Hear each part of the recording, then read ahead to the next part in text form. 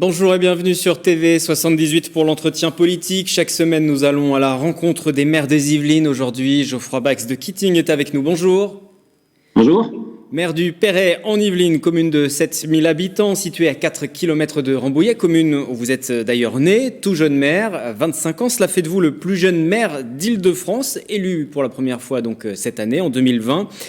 Tout d'abord, pour commencer, est-ce que cette étiquette de jeune maire que vous avez eue pendant toute la campagne des municipales vous colle encore un peu aujourd'hui à la peau? Est-ce qu'on vous en parle encore dans les échanges, que ce soit avec les administrés ou avec les élus? Oui, on m'en parle plutôt positivement maintenant. C'est-à-dire que ce qui était au début un frein, une barrière de la jeunesse est aujourd'hui devenu un avantage pour un certain nombre d'habitants. Et c'est un peu comme ça que je le ressens. On souligne le dynamisme, on dit que finalement, bon, c'est pas mal d'avoir passé la main à la jeunesse. Et donc voilà, on s'efforce d'être au plus proche des habitants au quotidien et ils nous le rendent bien.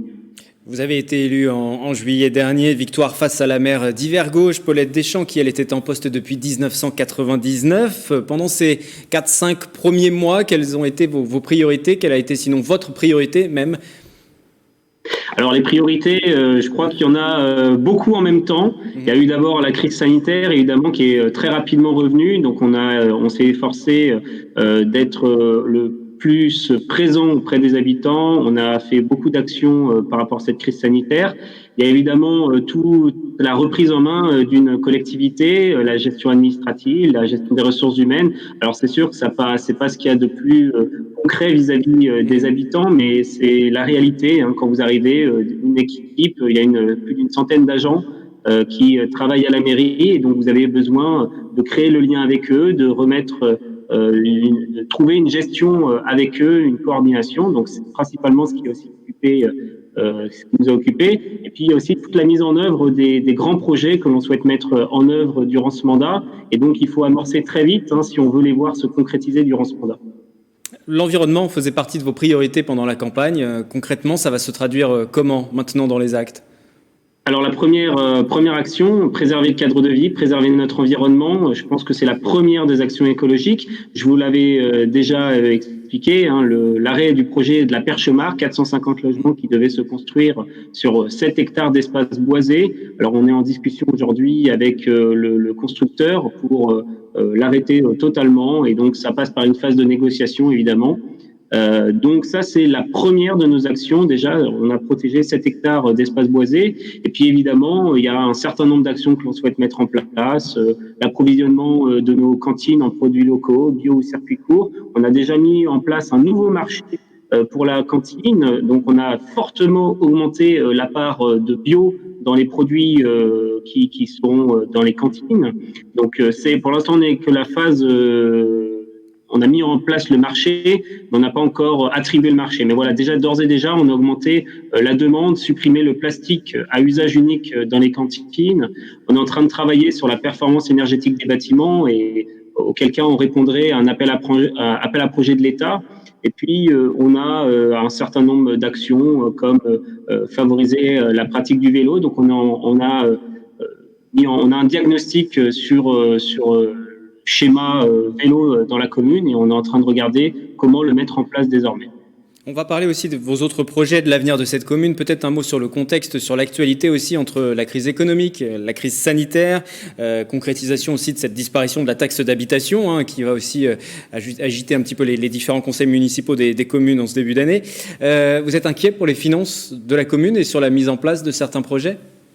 Alors, on est inquiet, oui et non. Heureusement, on a encore des marges de manœuvre sur la situation financière de la commune. On a assuré aux habitants qu'on ferait un mandat sans augmentation d'impôts, donc ça passe par de la sobriété dans les investissements de la commune. On a déjà étalé un peu tout le budget pour regarder où étaient les marges de manœuvre sur le fonctionnement notamment, donc sur les fonctions support de la commune qui nous permettront de dégager des marges de manœuvre sur l'investissement. On sait qu'on va faire appel beaucoup à des subventions, notamment régionaux, départementaux, pour accompagner nos investissements. Et puis, c'est sûr qu'évidemment, quand vous arrivez, vous trouvez une situation qui n'est pas ce qui était dépeint par la précédente municipalité. Il y a eu de la gabegie financière, bien évidemment. Il y a eu des finances qui ont été un peu cachées, notamment sur l'assainissement. Je rappelle que la municipalité précédente avait intégré le budget assainissement de la commune dans le budget communal, chose que normalement nous ne faisons pas puisque la compétence assainissement est transférée à la communauté d'agglomération. Donc ça a été aussi un débat qu'il y a eu avec la communauté d'agglomération. Donc voilà, c'est un certain nombre de sujets comme ça. Mais voilà, je compte bien tenir notre engagement et toute mon équipe aussi. Nous tenons notre engagement. On souhaite ne pas augmenter les impôts de toute la mandature.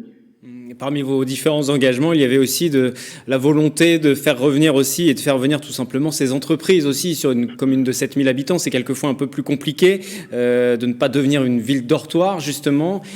Comment vous allez réussir à faire venir ces entreprises maintenant concrètement, sachant que là aussi le contexte est compliqué? Alors, le contexte est très compliqué, ça c'est évident. Aujourd'hui, l'action sur l'économie, c'est principalement de maintenir ce que l'on a, maintenir nos commerces, accompagner nos entreprises, les informer des aides auxquelles ils ont droit. Sinon, évidemment, dans le long terme, l'objectif, c'est évidemment de redynamiser la commune, redonner de l'attractivité à cette commune.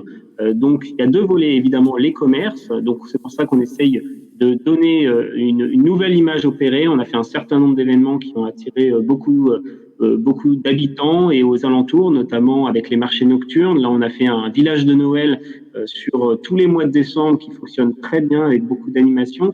Donc ça redonne de l'attractivité directement à la commune et ça fait rayonner autour. Et donc ça donne évidemment envie de venir consommer localement, consommer au Perret. Maintenant, sur le volet entreprise, il y a évidemment tout un travail. Aujourd'hui, là, le but plus d'attirer les entreprises sur cette période-là actuelle. La période sanitaire actuelle nous empêche de voir comme ça à long terme. Donc, on est principalement en train d'accompagner les entreprises au quotidien, les conseiller pour qu'elles arrivent en tout cas à répondre à cette crise sanitaire. Et puis, en parallèle, on est en train de travailler évidemment pour étendre notre zone industrielle, la zone industrielle du chemin vert, pour attirer de nouvelles entreprises sur les mois et les années qui viennent. Ça se passe dans un travail avec l'agglomération aussi. Vous dépendez de l'agglomération de Rambouillet Territoire. Comment se passent les échanges justement avec cette agglomération? Très bien, ça se passe très très bien. Moi, je siège en tout cas à la commission développement économique de la communauté d'agglomération, donc ça se passe très bien. J'ai des échanges de très bons échanges avec le président de la communauté d'agglomération, Thomas Gourland. Je suis vice-président à la communauté d'agglomération, donc je fais pleinement partie de la gestion de la communauté d'agglomération. Justement, en 2017, juste pour revenir un petit peu en arrière, la commune aurait pu faire le choix d'une autre intercommunalité. À ce moment-là, en 2017, vous étiez plutôt avec Coignères et Maurepas, qui ont fait le choix de réintégrer Saint-Quentin en Yvelines. Vous, ce choix qui a été fait en 2017, pour vous, c'est le meilleur? Rester à Rambouillet Territoire, c'est la solution la mieux? Alors, je rentrerai pas dans ce débat parce que c'est un débat qui a été un peu compliqué, mais je pense en tout cas que le Perret est fortement tourné aussi vers Rambouillet Territoire. En fait, elle est à mi-chemin, donc il y a pas de bonne réponse pour une commune comme la nôtre qui est à la fois tournée vers la communauté de Saint-Quentin-en-Yvelines et à la fois tournée vers Rambouillet. Je pense, ceci dit, qu'on est quand même sur un cadre de vie, une typologie de commune qui est très proche et qui est très similaire aux autres communes de Rambouillet Territoire. Et donc, les aspirations, les attentes des habitants sur le cadre de vie sont très proches. Et donc, pour moi, évidemment, nous avons toute notre place dans Rambouillet Territoire. Une toute dernière question. L'année prochaine, 2021, il y aura des élections départementales, régionales. Ce sera au mois de juin. Est-ce que vous serez engagé? Est-ce que vous serez vous-même en campagne, candidat, que ce soit sur les listes régionales ou sur les départementales peut-être? Alors la question, elle se pose pas actuellement. Vous savez, on est très très impliqué aujourd'hui sur la gestion de la crise sanitaire. On est sur les 6 premiers mois du mandat. On donne énormément. On ne compte pas nos heures. Et puis de toute façon, on ne sait même pas quand sont les élections. On ne sait pas quelle est la date. Donc pour moi, la question, elle se pose pas. Bon, on viendra vers vous le moment venu pour voir cela. En tout cas, merci beaucoup Geoffroy Bax-de-Keating, maire du Perret en Yvelines, d'avoir été avec nous pour cet entretien politique. L'émission revient bientôt sur TV78.